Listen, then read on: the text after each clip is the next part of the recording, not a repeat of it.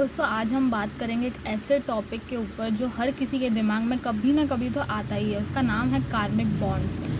तो हम सबकी लाइफ में कोई ना कोई ऐसा होता है जिसे मिलते ही हमें लगता है कि आई नो दिस पर्सन। कभी ये कनेक्शन बहुत ज़्यादा अच्छा निकल सकता है, कोई बहुत प्यारा रिलेशन बन सकता है, या फिर कभी बहुत ज़्यादा चैलेंजिंग भी हो सकता है। तो वैदिक एस्ट्रोलॉजी के हिसाब से ये कोई कोइंसिडेंस नहीं है कि आप किसी से मिलते हो।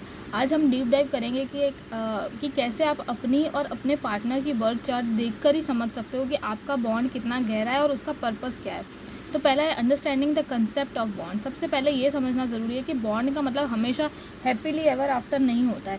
सोर्सेज के अकॉर्डिंग एक डीप स्पिरिचुअल बॉन्ड सिर्फ मैरिज तक लिमिटेड नहीं है। ये किसी के भी साथ हो सकता है, आपका एक दोस्त के साथ हो सकता है, किसी स्ट्रेंजर के साथ हो सकता है, पेरेंट्स, किसी के भी साथ, इवन किसी शॉर्ट टर्म रिलेशन में भी आपका कार्मिक बॉन्ड हो सकता है। तो कई बार हमको ऐसा लगता है कि अगर बॉन्ड सच्चा हो तो उससे पूरी ज़िंदगी चलना चाहिए, but according to the source अगर कोई कनेक्शन सिर्फ 2-3 महीने चलता है तो इसका मतलब है कि उतना ही कर्मा आपका उसके साथ पेंडिंग था। जब कर्मा ख़त्म हो जाता है तो बॉन्ड अपने आप ही खुद से एंड हो जाता है। बेसिकली सोल यहाँ सिर्फ राइट ऑफ करने के लिए आई है। हम लोग यहाँ पे सिर्फ राइट ऑफ करने के लिए आए, चाहे वो खुशी हो या दुख हो, हम बस उसको कंप्लीट करने आए हैं। फिर दूसरा है कि Jupiter which is the cosmic glue. वैदिक एस्ट्रोलॉजी में प्लैनेट है जुपिटर, यानी कि गुरु, उसको सबसे बड़ा ग्लू माना गया है। जुपिटर ग्रेविटेशनल पुल की तरह काम करता है। जो भी उसके नज़दीक आता है उसको वो अपनी तरफ अट्रैक्ट करने लग जाता है। तो how to check this in your chart कि अगर आपको दो लोगों के बीच का एक्सिस देखना है तो लुक एट देयर जुपिटर। अगर आपका जुपिटर दूसरे पर्सन के लग्न में है, उसके असेंडेंट में, या उसका असेंडेंट लॉर्ड बन के बैठा है, तो या उनके खुद के जुपिटर को देख रहा है, वो अपने खुद के जुपिटर को देख रहा है, तो मतलब एस्पेक्ट दे रहा है या वहाँ बैठा है, तो वहाँ एक नेचुरल बॉन्ड आपका फील होगा उनके साथ। ठीक है।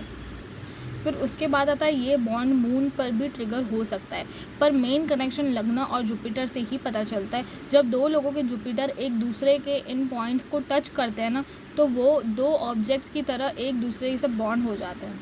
फिर नेक्स्ट है द सोल कनेक्शन, यानी कि आत्मकारक और नवांसा। अगर आप सोल बॉन्ड देखना चाहते हैं तो आपको आत्मकारक प्लैनेट को भी देखना पड़ेगा, बिकॉज आत्मकारक वो प्लैनेट होता है जिसका डिग्री आपकी चार्ट में सबसे ज़्यादा हो, which is closest to 30 degrees.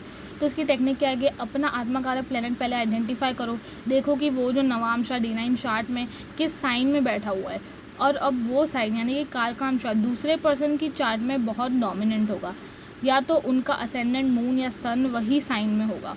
तो ये टेक्निक दिखाती है कि सोल किससे बॉन्डेड, किसके साथ बॉन्डेड है। नवांशा इसलिए ज़रूरी है क्योंकि सन से 7th घर में वीनस या मर्क्यूरी कभी नहीं हो सकता है, पर नवांशा में कॉम्बिनेशन डिफरेंट हो जाते हैं जो रियल यूनियन को दिखाते हैं। नेक्स्ट है the obsessive and spiritual triggers, यानी कि राहु और केतु। तो कार्मिक बॉन्ड्स में राहु और केतु का रोल सबसे ज़्यादा इंटेंस होता है। अगर किसी का राहु या केतु आपके मून के ऊपर बैठा हुआ है तो वो कनेक्शन लॉजिकल नहीं होगा बिल्कुल भी। राहु है अगर ऑन मून, राहु अगर मून के ऊपर है तो आप उस पर्सन के लिए ऑब्सेसिवली अट्रैक्टेड फील करोगे। आपको समझ ही नहीं आएगा कि आप हर वक्त उसके बारे में क्यों सोचते रहते हो।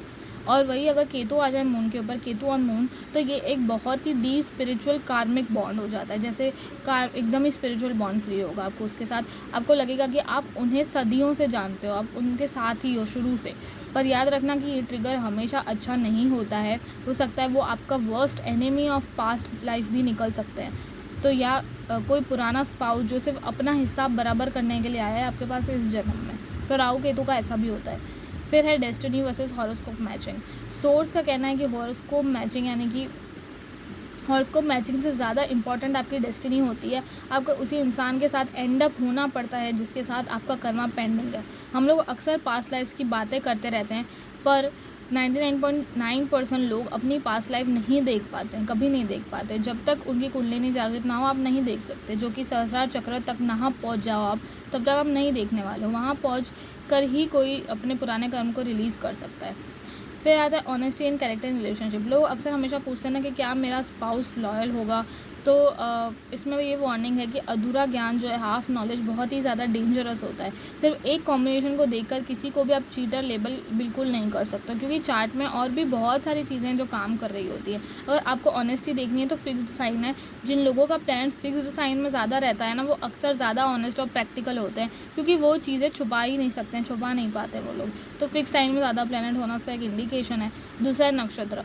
इंसान की जो कॉन्शियसनेस का असली जूस या असली जो रस स्टेटस है ना उस इंसान की कॉन्शियसनेस का, वो उसके नक्षत्रों से पता चलता है कि वो धोखा देने आया है या सच बोलने आया है। तो कार्मिक बॉन्ड्स जो हैं वो बहुत ही ज़्यादा कॉम्प्लेक्स होते हैं। ये सिर्फ प्यार नहीं बल्कि एक कॉस्मिक कॉन्ट्रैक्ट है जो आपको पूरा करना है। जुपिटर आपको जोड़ता है, आत्मा कारक जो है वो सोल कनेक्शन को दिखाता है, और जो राहु केतु है वो पास्ट मेमोरीज है, पुरानी यादें और पुराने ऑब्सेशंस को ट्रिगर करता है। तो असली एस्ट्रोलॉजी गिमिक या एंटरटेनमेंट नहीं है बल्कि एक साधना है एस्ट्रोलॉजी। इस ज्ञान का मकसद धराना